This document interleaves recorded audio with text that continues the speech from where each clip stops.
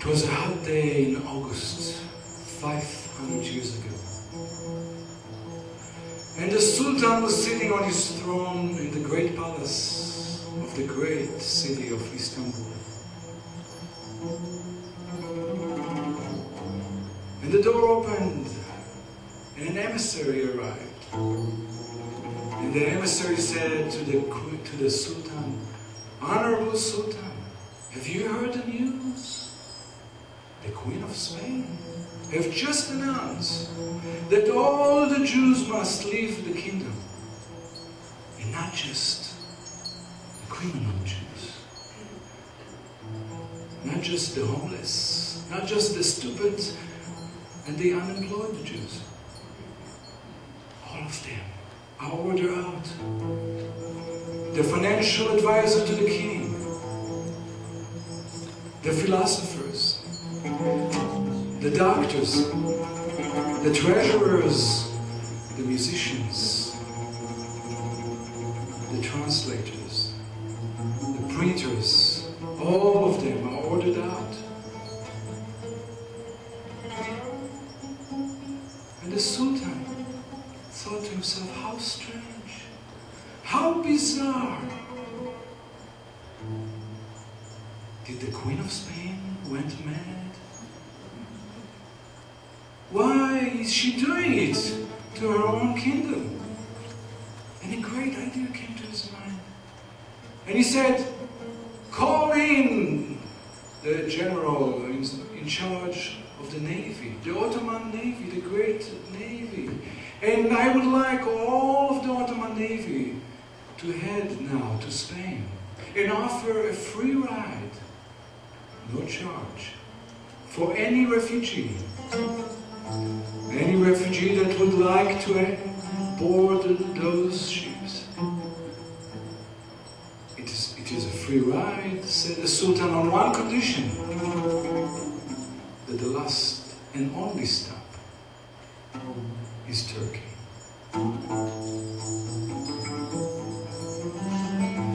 And so thousands of refugees boarded those boats, taking the very little that they could take, leaving behind 900 years worth of history, of property, of contribution, of being citizens of the great kingdoms of Spain.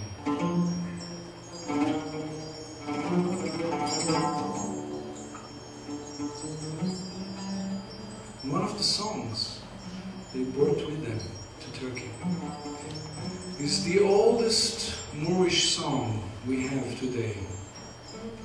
It's a song that is shared by the Arabs up till our days. It's shared with the Arabs and the Jews all over the world.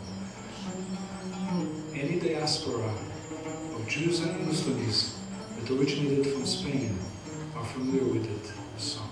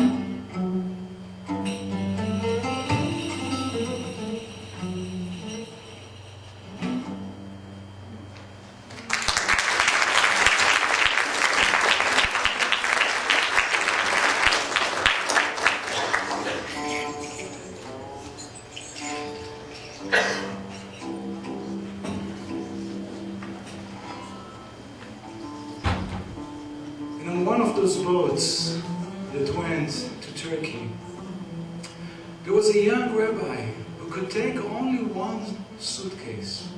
It was actually a bag, a leather bag that his family kept for hundreds of years.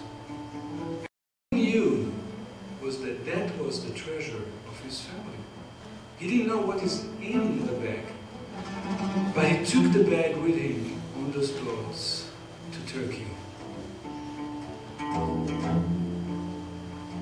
And after a year in Turkey, after he established himself and he found a new job and he found some new friends and some strange friends that like to turn around themselves, around their hearts and talk about loving the beloved,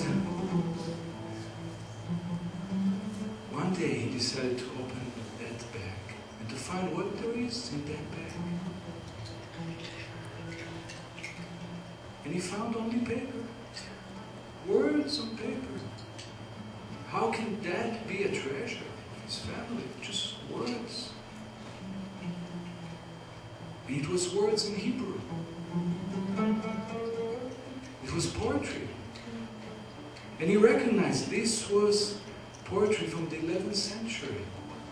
From a great Hebrew poet that lived in Spain in the 11th century, 400 years earlier. And that was one of the greatest poets and philosophers in the history of the Hebrew language. His name was Yehuda Levi. And so he read the first poem. It was about a bird, a dove from far away, flying into the forest. And the dove is injured. And the dove falls to the ground. And the dove cannot fly anymore. And then, suddenly, the dove started turning and turning in circles. And she starts flying. And she's flying in circles. And she's flying with an emotional storm. And she's blown in the wind. And she's wheeling and turning in circles up in the air. And how can that injured bird could fly? That bird saw the beloved, turning around the beloved.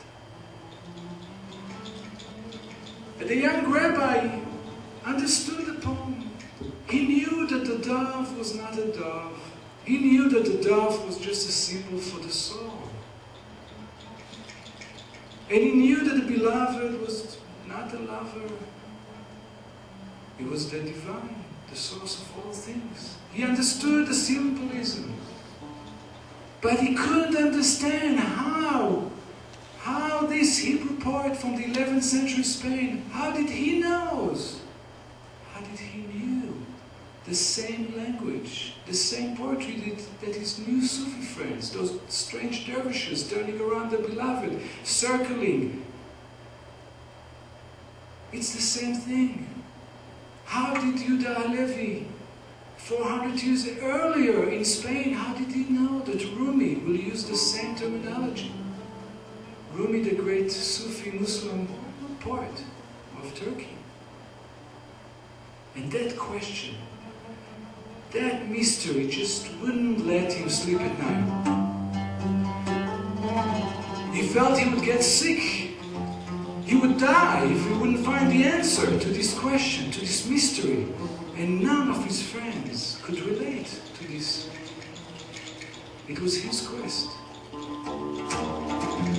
And so he decided to go to Baghdad, to the faraway city of Baghdad. Because in Baghdad there was this old rabbi who knew all the answers to any question whatsoever. And so he went to see that rabbi.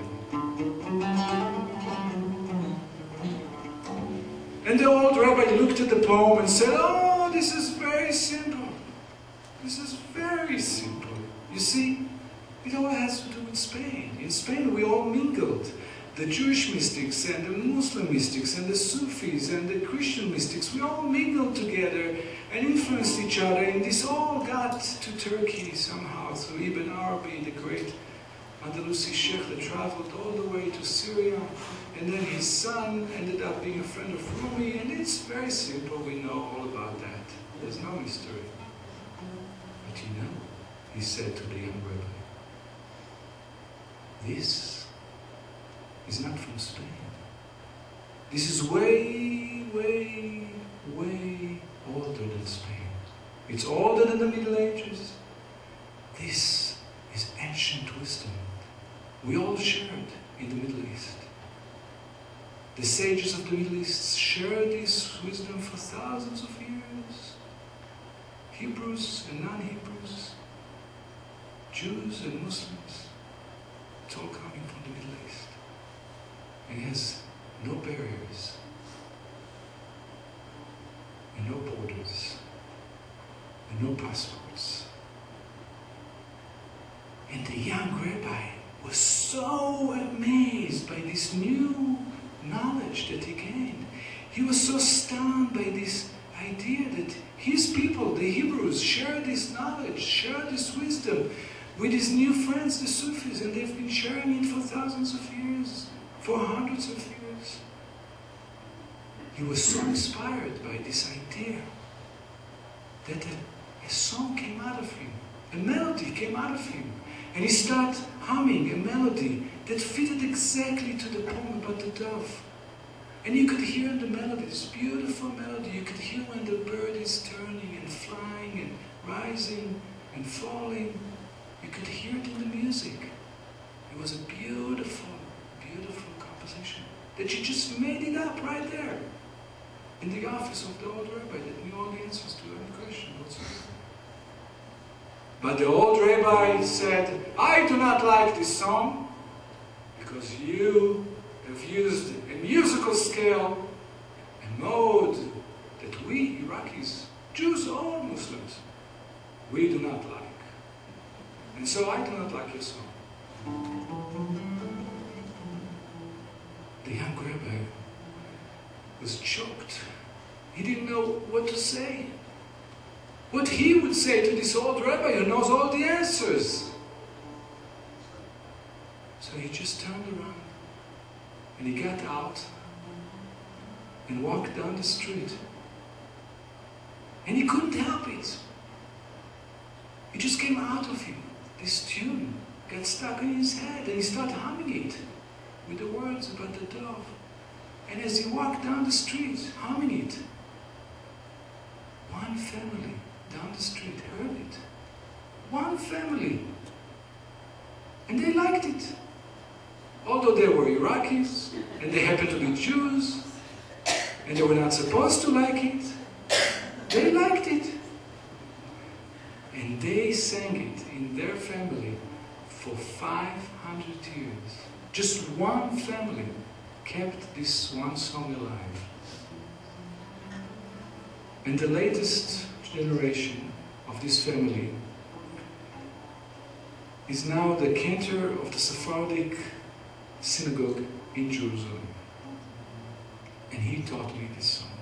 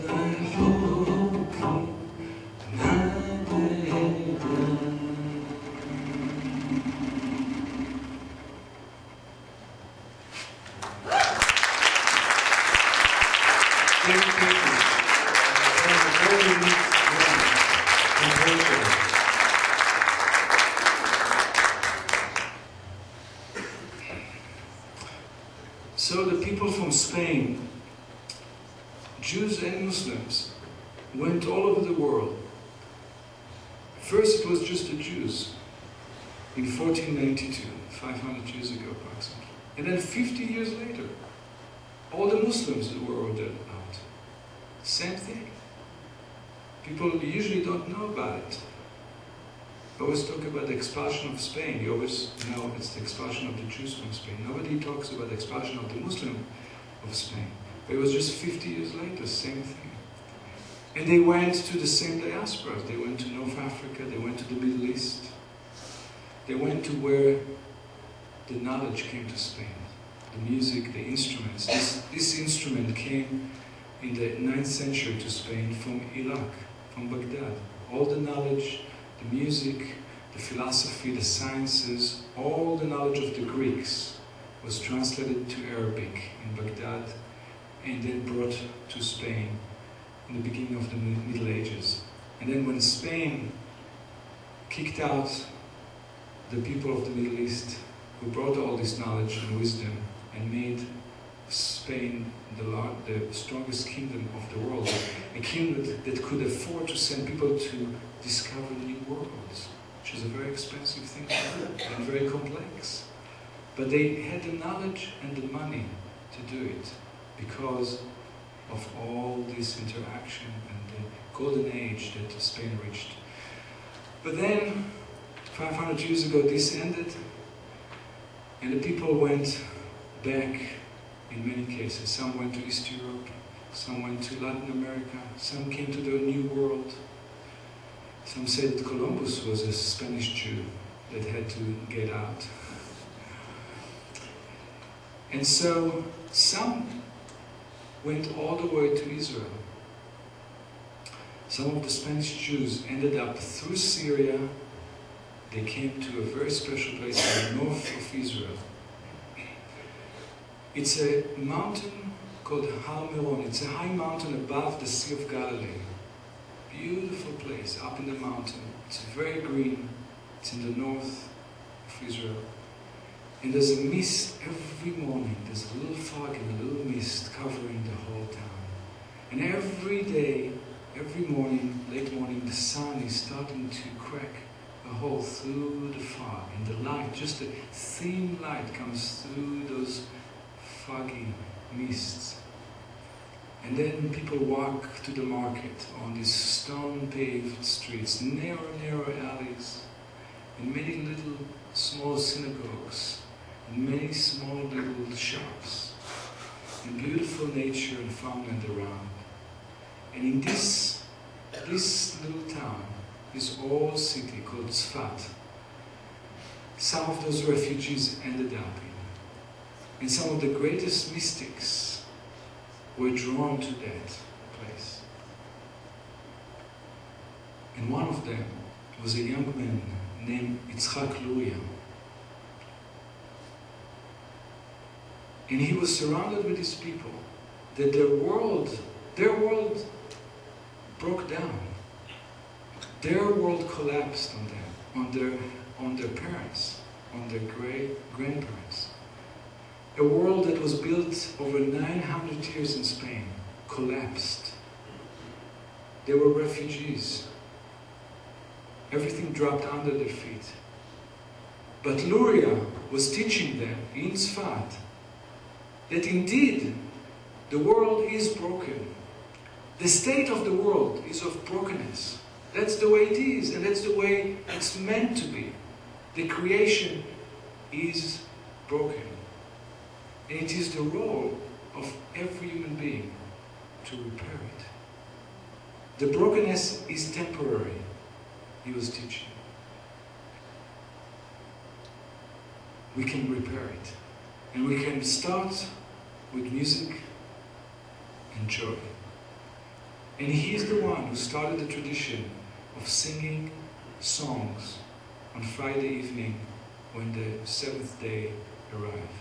This tradition that you would think this is such a central tradition in Jewish life. Friday night, lighting candles, eating bread and blessing the bread and the wine, which was carried into Christianity. The bread and wine. And singing songs. Welcoming the seventh day, the holiness, welcoming it with songs, with music. You would think this is a 1,000-year-old Jewish thing. It is not. One guy in a broken world started it. And this is a tradition that is now central to every Jewish family around the world, that is trying to connect in some way to their roots. And one of the great musicians that lived in that town at the same time, in the 16th century, we're talking 16th century, Tzfat, north of Israel, one of the other rabbis there was Israel Najara. His name was Israel Najara. His parents came from Spain. They were thrown out of Spain. And he was a great musician. And he made lots of compositions and songs, and he loved to play his flute. And one day, he walked out of the village of Tzfat, out of the little town of the mountain, and he walked like he always walked. He walked in the fields and played for the birds and listened to the birds, and he just let tunes come through him. He felt that he's just a flute himself, playing his flute, but he is a flute. He felt that the tunes come through him, playing through him, coming from a higher source. And he was so into it, he was so in this spiritual world, he was into his playing, feeling like a flute, feeling like an instrument that he didn't even notice that that day a gang of thieves from one of the neighboring villages was tracking him down and following into the faraway fields, and then they jumped on him and tied him up and thrown him on their camels and took him to a deserted cave in the mountains. They said, "Give us your wallet, give us your money, and we'll save your life." And Najara said, I have only tunes, I just have music, I just have my little flute, I have no money on me, I have no coins, I'm not a banker, I'm not a businessman, I'm just a shepherd, I'm just a musician. And they searched him, and they couldn't find anything on him beside of his little flute, bamboo flute. And so they decided, let's kill him. He's the only witness to the crime. And Najara heard that, and he said, please, please, before you kill me, just give me a chance to play one song, one last song, before I die. I just wish, this is my last wish, just to play my flute, one little tune. And the thieves respect that. He said, okay, this is our honor, we'll give you a last wish, play something. And they sat down to hear what he had to play. They thought maybe, we'll have a little entertainment before we chop his head. Free bonus. And so Najara starts playing in this dark cave, surrounded with thieves and camels. And he started playing a very sad tune. Whatever came through him, it was a sad tune. He felt this is the last tune he's going to play in his life. And he started playing. It was sad and slow. And slowly, this sad tune started getting faster and faster. And it became different in character. It transformed into a joyful tune. And Najara felt that he's just an instrument. It's just coming through him. And he was just playing and closing his eyes and playing his flute with this beautiful tune that had a beat. And then he opened his eyes and he saw a great miracle. The camels were dancing. The camels were moving their legs to the beat, right on the beat. And the thieves, their heads stood up and they screamed, "He's a magician! He's a shaman! Run away before he's gonna kill us!" And they ran out of the cave.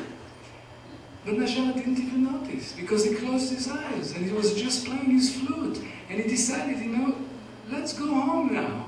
And he just walked all the way back to Tzfat, back home, to his hometown, playing this tune, marching with his flute, and behind him were marching the dancing camels.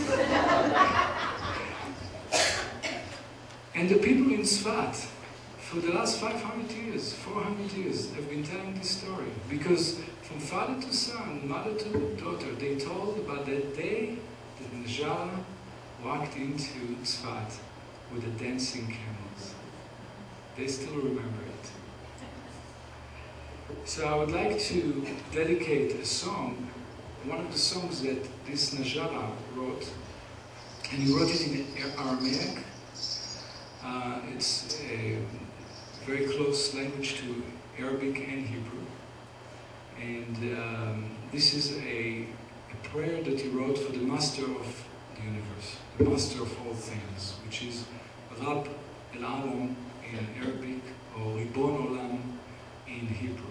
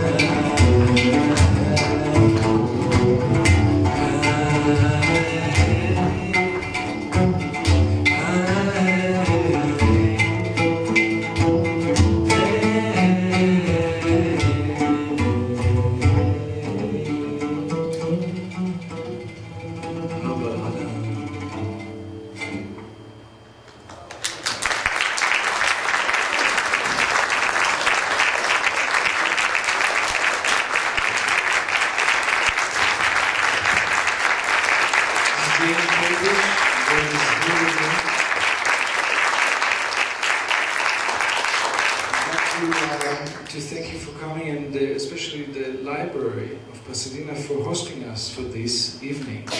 Thank you very much for bringing us here.